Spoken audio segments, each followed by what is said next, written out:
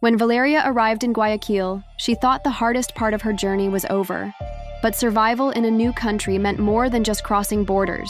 It meant finding a place to stay, a way to eat, and a path forward. At first, she stayed with her uncle, a kind but distant man who had his own family to care for. His small apartment near the city center was cramped, and Valyria could sense she was an extra mouth to feed.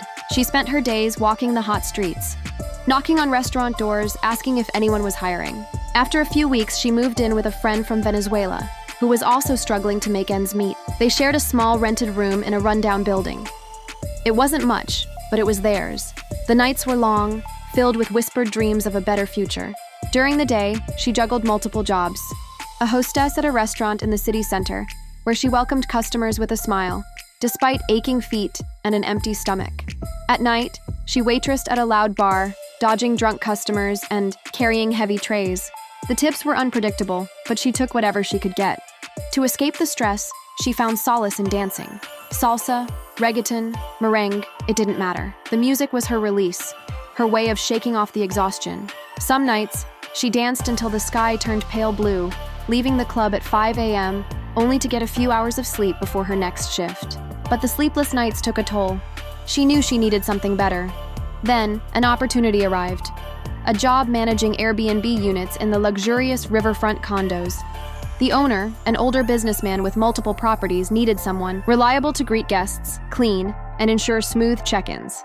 The pay wasn't great, but it came with a room inside one of the condos, a major upgrade from her previous places.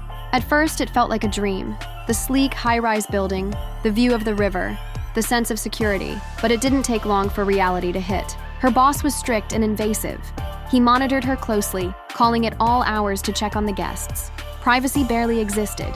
He'd enter the unit unexpectedly, inspecting things as if she were just another employee rather than a tenant. Worst of all, the job demanded odd hours. Tourists arrived at all times of the night, and Valyria had to be available. Some arrived at midnight, others at 2 or 3 a.m. She stood at the lobby, exhausted, forcing a smile as she handed over keys and explained Wi-Fi codes. But the pay was steady, and for now, it was home. She wasn't sure how long she'd last in this job, but for the first time in a long time, she had a roof over her head and a sense of stability, and that was enough, for now. Jake stepped off the plane in Honolulu, feeling rejuvenated, eager, and ready to prove himself. The warm Hawaiian breeze welcomed him like an old friend, and the sight of towering palm trees against the endless blue sky made his months of waiting worth it. His new job was demanding. Long hours on military bases, coordinating projects, managing logistics, and keeping up with the intense pace of work. But soon, he realized something. He was one of the most knowledgeable employees in the company. Because of that, he was pushed hard. If something needed to be fixed, he was the guy. If a problem needed solving, his boss turned to him. By the end of each workday, he felt accomplished but drained.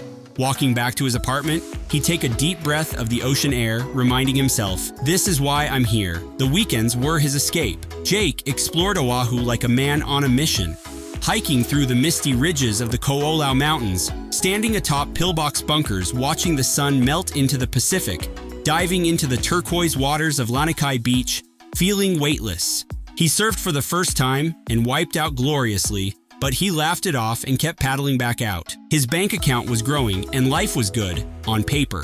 But something gnawed at him, something deeper. There was a strange loneliness he hadn't expected. Every person he met was either a tourist passing through or a local who didn't seem too fond of outsiders. Conversations were fleeting, friendships temporary. There was a conundrum here. How do you feel at home in a place where no one seems to stay and no one wants you to stay? One night, sitting alone on a beach, staring at the waves under the moonlight, he thought, what am I really searching for? That's when the real journey began. Jake took his savings and did what he always dreamed of.